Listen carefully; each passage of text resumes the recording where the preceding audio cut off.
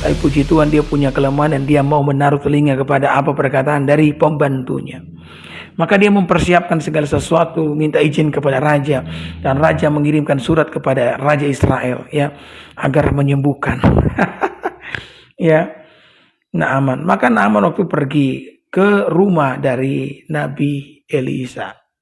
Ya, Elisa diam di dalam rumahnya, kemudian Naaman pun sampai. Elisanya menyuruh bujangnya, katakanlah kepada raja, kepada panglima perang itu untuk mandi di sungai sebanyak 7 kali. Saudara, ya Naaman tersinggung lah, ya kan? Jauh-jauh dari Aram sampai di sini hanya disuruh mandi. Ya, ini mandi sungai yang kotor ini. Nah, bukankah di Israel, ya, bukankah di Aram kita punya sungai yang lebih indah daripada di Israel ini? Sungainya kotor nih. Ya. Kemudian hambanya datang berkata, Tuanku, kalau seandainya Nabi itu menyuruh Tuhan melakukan perkara yang sulit, pasti Tuhan akan melakukannya kan? Nah sekarang, ya Nabi itu hanya menyuruh Tuhan untuk melakukan perkara yang sederhana saja. Ya. Maka pada akhirnya pun dia mendengar, oh puji Tuhan, saudara tahu enggak, saya mau sampaikan kepada saudara yang penting. Kekristenan itu kesederhanaan. Ya, yang rumit itu hukum Taurat. Ya, maka jangan buat perjalananmu bersama dengan Tuhan itu menjadi kerumitan. Belajarlah berjalan dengan Tuhan dalam kesederhanaan.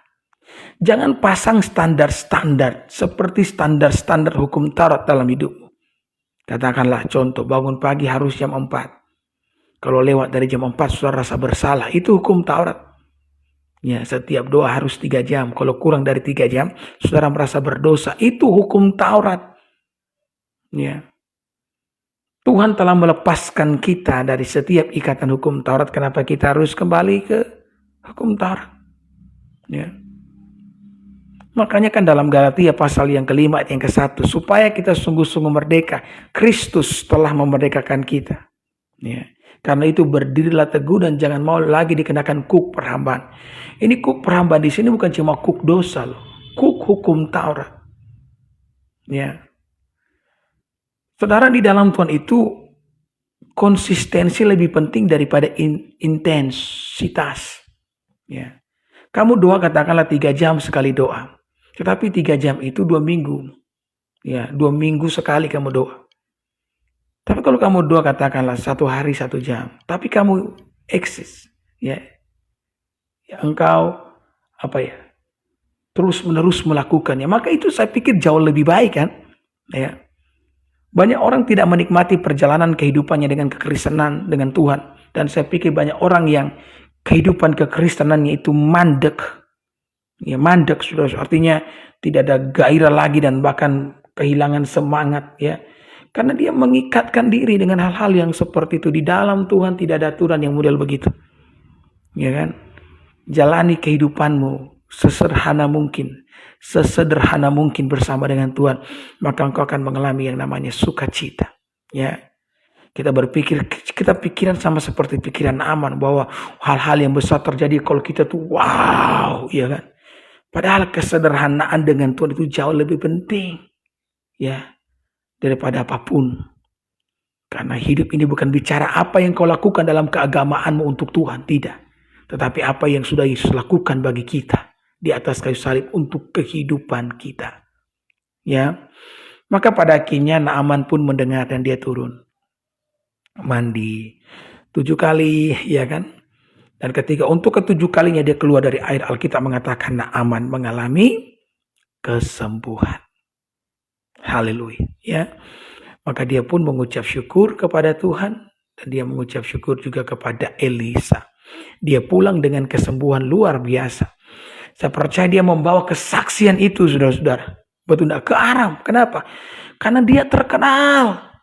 Hari itu saya yakin, saya percaya nama Tuhan Allah Israel, ya, berkumandang, ya, dielu-elukan, bahkan ya dibicarakan, diceritakan dari mulut ke mulut, ya, di Aram. Kenapa? Karena dia terkenal, sakitnya pun terkenal, Ya, waktu dia sakit orang-orang banyak tahu kalau dia mengalami kesembuhan.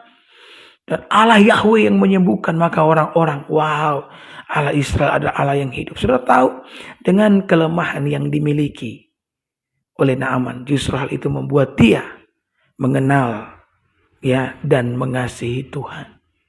Amin. Jadi kalau saudara punya kelemahan, jangan ya bersedih dengan semua itu. Ya, dengan kelemahan itu kita bisa bersandar dan bergantung kepada Tuhan. Rasul Paulus berdoa, dia berkata, Tuhan angkatlah duri dalam diriku ini. Ya. Karena saya benar-benar kewalahan dengan duri ini. Kemudian apa kata Tuhan? Tuhan berkata, Paulus, cukuplah kasih karuniaku kepadamu. Jadi kasih karunia Allah itu cukup bagi kita. Dan dia berkata, sebab justru dalam kelemahanlah kuasaku menjadi sempurna. Ya. Jadi kuasa Tuhan menjadi sempurna di dalam kelemahan setiap kita. Ya, maka Rasul Paulus mengatakan, maka aku ya bersukacita lebih ya di dalam kelemahan ketimbang di dalam kelebihan. Karena di dalam kelemahanku aku mengenal Tuhanku.